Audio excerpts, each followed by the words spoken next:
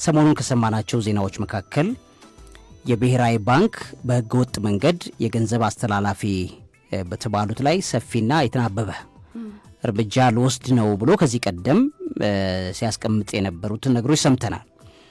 እንግዲህ አሁን ደግሞ የወጣው ዜና የሚያሳየው ከትላንት ወዲያ እየተነገረ ያለው በጣም ሲሪየስ የሆነ ነገር እንደሆነ ሰምተናል። እንግዲህ መንግስት በውጭ ምንዛሬ አሻጥር የተጠረጠራቸውን 112 ሰዎችን ይዟል። ከ500 በላይ አካውንቶችን አግጃለሁ ብለዋል። እኛ አሁን ይህንን ለእኛ ፕሮግራም እንዲሆነን አድርገን እናመጣዋለን። ምክንያቱም ምንድነው እነዚህ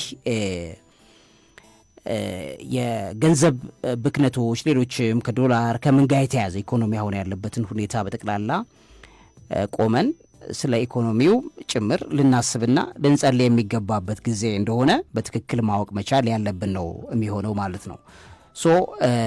ችግሮቹንስ እንደዚህ አይነት ነገሮች ሊያስቀሩ ይችላሉ ወይ? በጣም ውስብስብ የሆነበት ዓለም ላይ ነው ያለነው። እያንዳንዱ ገንዘብ ወደ ፖለቲካ የሚቀየርበት ዓለም ላይ ነው ያለነው። እያንዳንዱ ኢኮኖሚ ደግሞ ገንዘብ ላይ ሪሌ የሚያደርግ ነው። ገንዘብን ደግሞ አስተዳድራለሁ የሚል ደግሞ እርኩሱ ዓለም አለ መታወቅ ያለበት ማለት ነው። ምክንያቱም መጽሐፍ ቅዱስ ሲነግረን ለሁለት ጌቶች መገዛት አትችሉም ብሎ ነው የሚነግረን። አንድም ለገንዘብ ብሎ ከዛም ለጌታ ለኢየሱስ ክርስቶስ ለሁለት ጌቶች መገዛት አትችሉም። choose one of them ነው። ከሁለቱ አንዱ ምረጥና በእነዚህ ተገዛ ነው መጽሐፍ ቅዱስ። ህጉ እሱ ነው። የገንዘብ ህግ በጣም መሰረታዊ እንደሆነ እናውቃለን። የሀገርን ኢኮኖሚ ሀገር የምትታመምበትን ኢኮኖሚዋን በጠቅላላ የጀርባ አጥንት ህመም የሚመስል ልክ አንድ ሰው ጀርባው ሲታመም በጣም መቀመጥ አይችልም፣ መራመድ አይችልም፣ በጣም ከባድ ነው ህመሙ አይደል? ልክ ያ ህመም አከርካሪን የሚይዝ ኢኮኖሚን የሚይዝ ማለት የገንዘብ ስርዓትን የሚቆጣጠር ነገር በጠቅላላ ስፒሪቹዋል ነገር እንዳለበት መታወቅ መቻል አለበት። ይሄ ዜና አይሆንም። አሁን ስፒሪቹዋል ፓርቱ ዜና አይሆንም፣ ግን በጣም ኔሴሲቲ ያለው ነገር ነው። አሁን የምናየው የሀገሪቱ ኢኮኖሚ የምናየው የሄደ ያለበት ነገር በጠቅላላ ህመሙ፣ ስቃዩ፣ እያንዳንዱ ፔይን ልክ ሰርጀሪ ውስጥ እንደገባ ቀዶ ጥገና ላይ እንደገባ ሰው ህመሙ በጣም ከባድ ሆኖ የምናየው ነገር በጠቅላላ መነሻው ምንድነው ብለን ስንል ከገንዘብ ጀርባ የሚሰራ ምንም አይነት ከርኩስ ውጪ ሌላ አካል የለም። በጣም አደገኛ ነው የገንዘብን ጉዳይ ተመልክቶ የሚሰራው ማለት። ስለዚህ ማሰራችም ያን ለምሳሌ አሁን በ112 የሚጠጉት ከ500 በላይ አካውንቶችን መሰረት ተደርጎ ዝርዝር ወጣ፣ ፎቶአቸው ወጥቷል። ያስደነግጣል ፎቶ ይዘሽ ስትወጪ። ምክንያቱም እኚህ ሰዎች በዚህ ደረጃ ላይ ፎቶአቸው ወጥቷል ማለት እንግዲህ አስቢ፣ ነገ ሌላኛው ደግሞ ፎቶዬ በዚህ መልኩ ይወጣል የሚል መሽማቀቅ ክሬት ያደርጋል። እና በጣም ብዙ እንትኖች ተለቀዋል እዚህ ጋር እንደምናየው ማለት ነው። እንደዚህ ተሰርቷል የተባለ የገንዘብ አሻጥራል፣ የውጭ ምንዛሪ አሻጥሮች ማለት ነው። እነዚህ በጣም በርካታ ተጠርጣሪዎች በቁጥጥር ስር እንደዋሉ ነው የሰማነው። ከፍተኛ ቁጥር ያላቸው የባንክ አካውንቶችም ጭምር ከዚህ ጋር ተያይዞ እንደታገዱ ሰምተናል። የብሔራዊ መረጃና ደህንነት አገልግሎት፣ የፋይናንስ ደህንነት አገልግሎት፣ የኢትዮጵያ ፌዴራል ፖሊስና የክልል የጸጥታ ተቋማት የወሰዱት እርምጃ ነው። በህገወጥ ገንዘብ ዝውውር ላይ ተሳትፈዋል ተብለው የተጠረጠሩ አካላት ግለሰቦች አካውንታቸው በእግድ ነው ኦልሞስት የተደረገባቸው ማለት ነው። እና የጸጥታ ተቋማቱ የወሰዱት እርምጃ አለ። እነዚህ ሰዎችን በተመለከተ ቀጥሎም ደግሞ ሄድበታለሁ ብሎ የነገረው ነገር አለ ማለት ነው። መንግስት የሚነግረን ነገር ማለት ነው። ግን የገንዘብ አሻጥር እንደሚታወቀው ውስብስብ ነው። የገንዘብ አሻጥር ሰዎችን በማሰር ብቻ ይቆማል ብዬ እኔ አላምንም።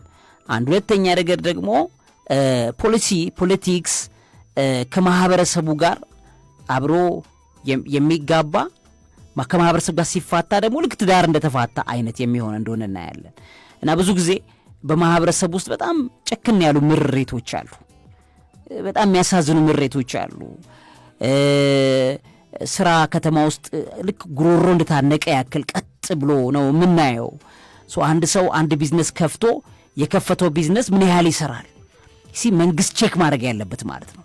እዛ ውስጥ ሰብአዊነቱ ጭምር መኖር አለበት ማለት ምን ያህል ይሰራል ሰውየው፣ ምን ያህል እየሰራ ነው ያለው። ገባሽ? እውነት ገንዘብ እያገኘ ነው ወይ ሰውየው?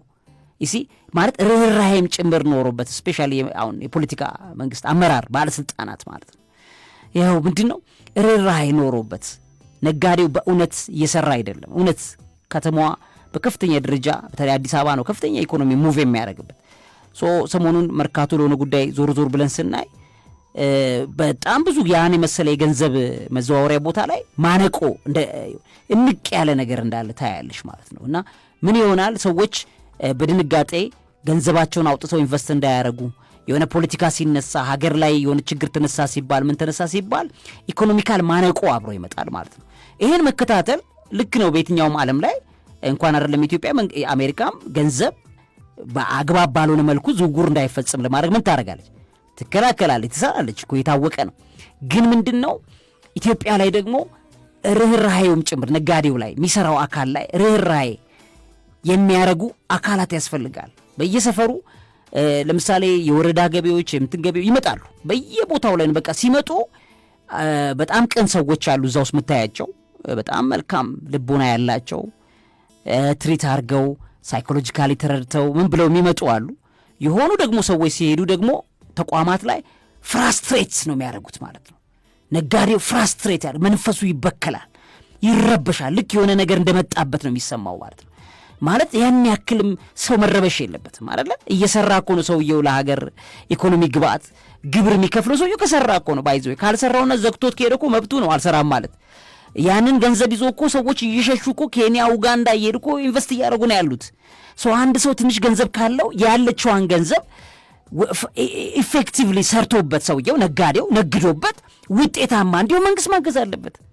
የመንግስት ሰራተኞች ማገዝ አለባቸው አይደል? ፍራስትሬሽን ልክ የጭንቀት ውጤት ብቅ ሳይ ከገቢዎች ነው የመጣ ነው ሲባል ከሆነ ነገር የመጣ ማለት ሰውየው በቃ ሊገደል የሚመጣ ሁሉ እስኪመስል ድረስ ነጋዴው እየተረበሸ ነው፣ መንፈሱ ብርብሽ ይላል። ያ ነገር ደግሞ ሰው በቅንነት ነው አይደል ገንዘብ የሚዘራው። ለምሳሌ አሁን አንዳንዴ በጣም የሚገርም ቦታ ላይ የሆነ ዕቃ እየገዛው መጣችና ያችኛዋ እንትን በይኛለችና ተቀባበሉ። ከዛ በኋላ አሁን እኚህ ልጆች በቅንነት ቢሆን ኖሮ ይሄን ገንዘብ እኮ መንግስት ነበረ የሚያገኘው። ሰው ምንድነው እኛ ያለ ደረሰኛ አንቆርጥም ብላ ልጅቷ እንትን አለች፣ ውግም አለች፣ በጣም ያዘቻት፣ አልፈልግም አለች። በቃ ያችኛዋ ደግሞ ችግር የለውም እኔ ምናምን የሆነ ነገር ሲል ከዛ በኋላ የሆነ ነገር ተናገረች፣ እንደገና እንደ ፖለቲካ አይነት ነገር ተናገረች። ኦኬ ስለዚህ ለካ ነጋዴውን ብቻ በመቆጣጠርሽ አይደለ ግብርን በአግባቡ እንዲገባ አታረጊም ማለት ነው።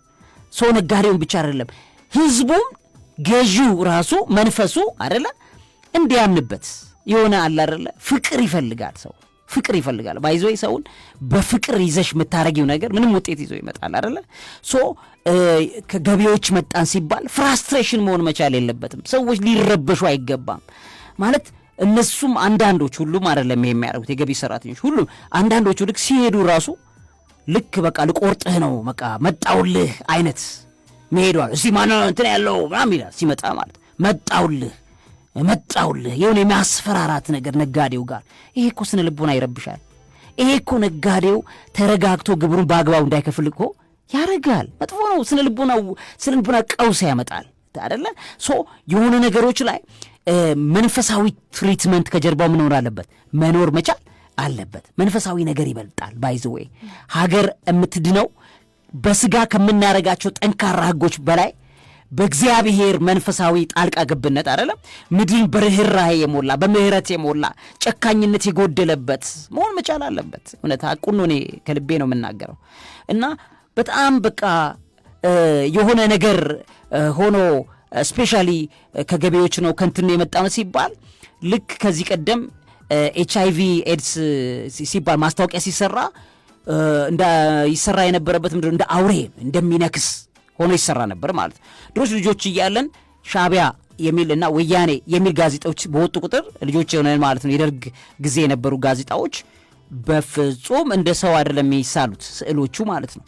እና በቃ የሚመስሉት እንግዲህ በጣም ልጆች ሆነ በትንሽ ጭንቀ እንደሆነ ጭራቅ የሚመስል ነገር ነው ስዕል የሚወጣው ጋዜጣ ላይ። እና እኛ ለምሳሌ ወያኔ ወደ አዲስ አበባ ውስጥ በገቡ ሰዓት ወደዚህ በመጡ ሰዓት ላይ እኛ ያየነው ሰው ነው።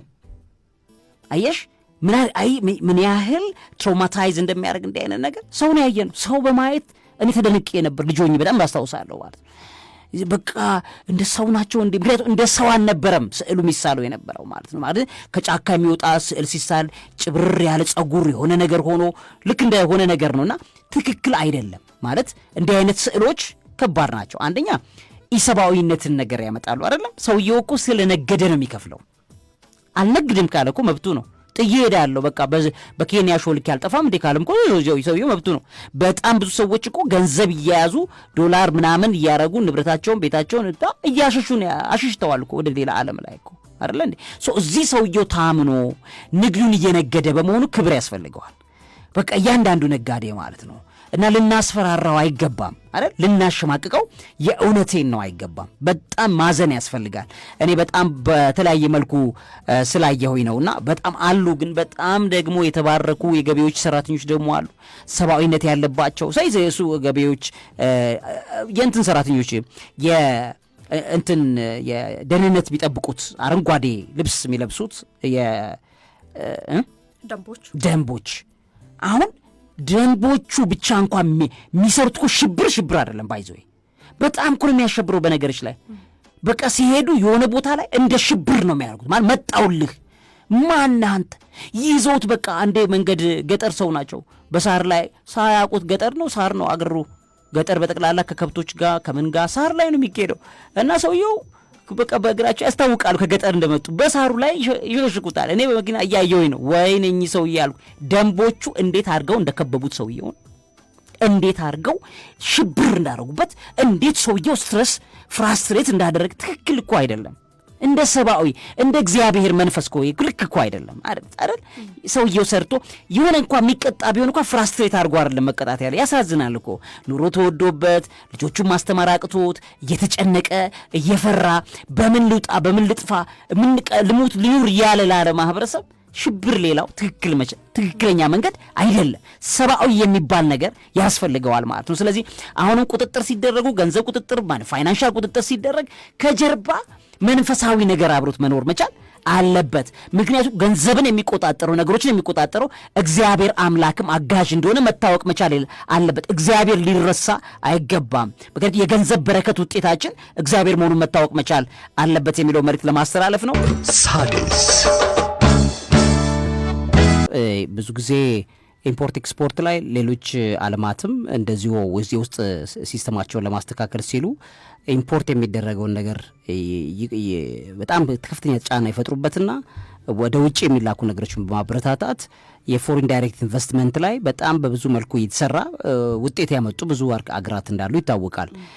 ልክ ነው። ቻይናም ለምሳሌ ዶላሯን ስታረክስ ካረገችበት ነገሮች መካከል አንዱ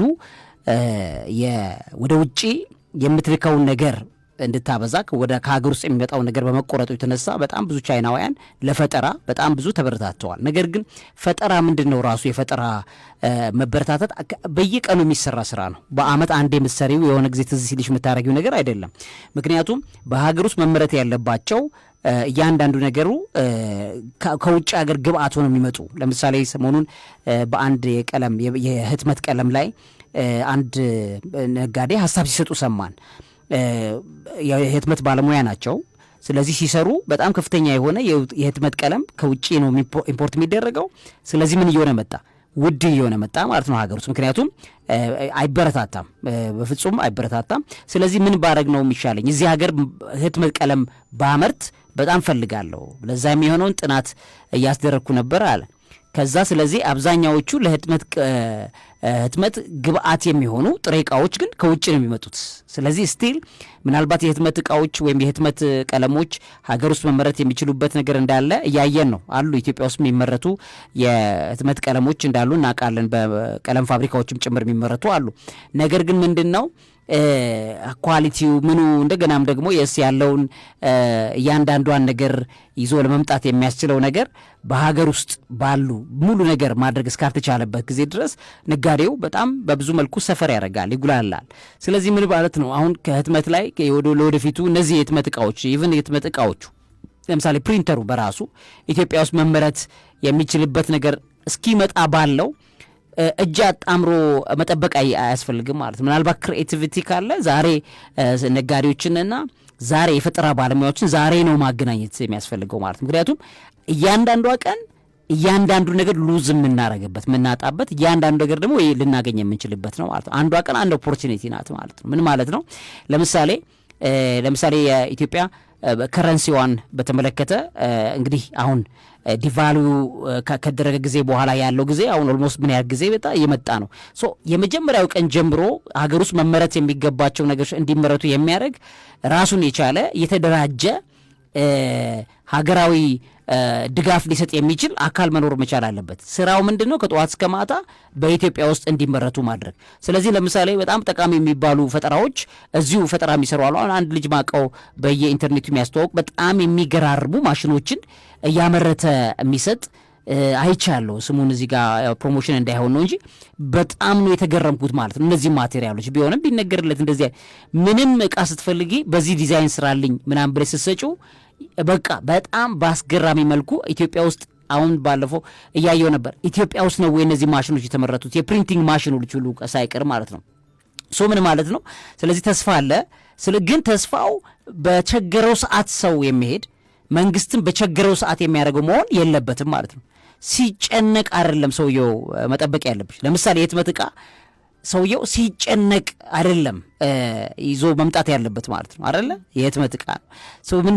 ሰውየው ሲጨነቅ እንዲህ ባረግ ይሻለኛል፣ እንዴት በምን ላትም ብሎ ተጨንቆ አይደለም ማድረግ ያለበት፣ ስራ ነው መሆን ያለበት። ስለዚህ ያ ነገር ከውጪ የሚመጡ ነገሮች ላይ በጣም ምን ያክል ኢምፓክት እንደፈጠረ የምናውቀው ነው። ነገር ግን በየቀኑ ደግሞ መስራት እንዳለበት እግረ መንገድ ለመጠቆም